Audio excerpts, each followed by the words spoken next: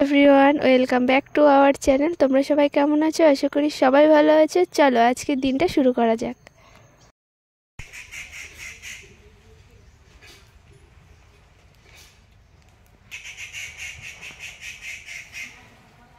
আজকের আমার মনটা খুবই ভালো ছিল। আর সকালবেলা ঘুম থেকে যখন উঠেছি তো দেখলাম চারিদিকে কুয়াশা, মানে ঘন কুয়াশা আর ঠান্ডা। শীত যেহেতু পড়ে গেছে, খুবই ঠান্ডা ছিল। তো ওর মধ্যে বাসি কাজকর্মগুলো সেরে নিয়েছি আর আমার মনটা হট করে ইচ্ছে করছে যে পিঠে খাই একটু।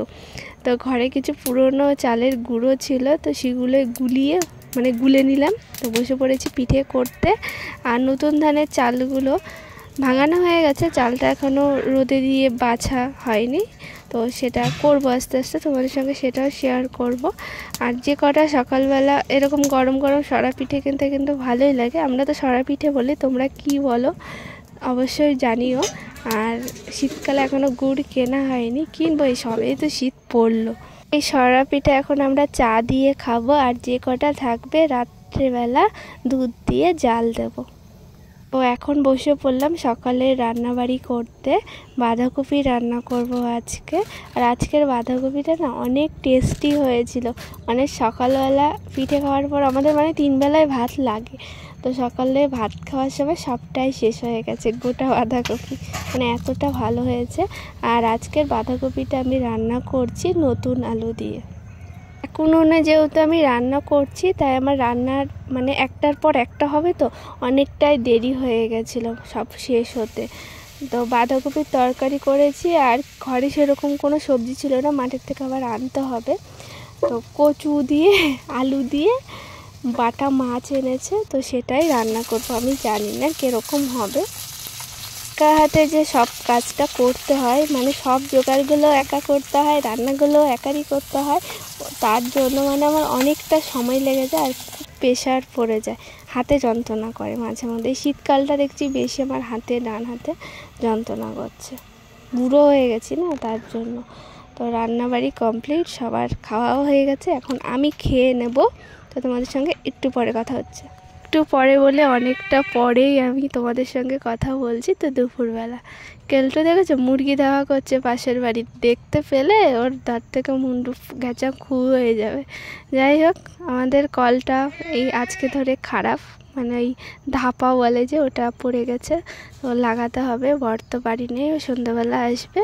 তো আজকে পাশের এই দিদাদের বাড়িতে, প্রতিবেশী বলতে পারো, তো স্নান দান করা হলো। এখন বাসন টাসনও ধুয়েছি, এখন ঠাকুরের বাসনগুলো ধুয়ে জল আনতে যাচ্ছি। তাহলে না চাপ দিতে যেতে এখন কল চিপলে যেন হাঁপিয়ে উঠি। বাড়িতে মোটরে কাজকর্ম করতে করতে অভ্যাস হয়ে গেছে মোটর চালিয়ে কাজকর্ম করা। আজকে দুপুরবেলা সকালে খাওয়া দাওয়া করার পর ঘরের সামনে উঠোনটা একটু পরিষ্কার করেছিলাম। যেহেতু বাড়িতে ছাগল গরু আছে, নোংরা হয় জানো। তো এখানে আবার কিছু পাতা দিয়ে রেখেছি। এই মুরগি আছে যে, পুরো উঠোনটা নোংরা করে, নোংরাগুলো পুরো ছিটিয়ে ফেলে। সেই স্নান করার আগে, প্রতিদিন এটা হয়, স্নান করার আগে ঘরবাড়ি ঘুরাবো, স্নান করে উঠবো, দেখবো মুরগি সম্পূর্ণ চিটিয়ে নোংরা করে দিয়েছে। তো বলে লাভ নেই, ভাল লাগে না সবসময় এক জিনিস, তার জন্য আজকে পাতা দিয়ে রেখেছি। চলো পুজোটা দিয়ে দিই।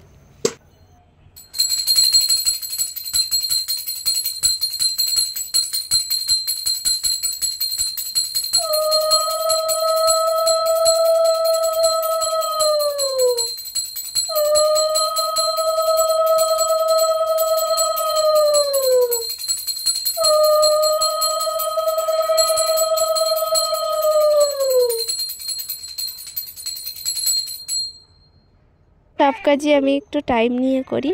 তো আসন দিতেও আমার অনেকটা সময় লাগে, যেহেতু আমি মন্ত্র নিয়েছি। আমাদের গুরুদেব যেই রকম বলেছে আমি সেই রকমভাবে চলার চেষ্টা করি।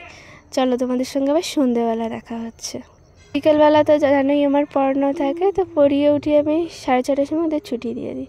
তখনই বর এসেছে, এখনও এসেই আবার কল ঠিক করতে লেগে গেছে।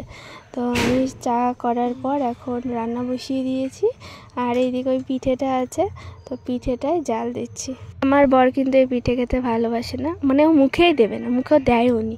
ও তেলের পিঠে, পাটিসাপটা এইসব খাবে। যাই হোক, একজনের আহ্লাদই তোমার দেখাচ্ছে, এটা প্রতিদিনের রুটিন। তো সারাদিন পর যখন দাদা বাড়ি আসে, কেলটোর একটু সোহাগটা দেখো কোলের উপর উঠে। চোখের ভাবটা দেখো। দাদা যখন বাড়ি আসে দাদার সঙ্গে শোয়াক, তাই না? তখন আর দি দিচ্ছে না না, তখন আর দি দিচ্ছে না না। ওই দেখো, এখন আর আমার পাত্তাও দেবে না। সেই তো বোঝা।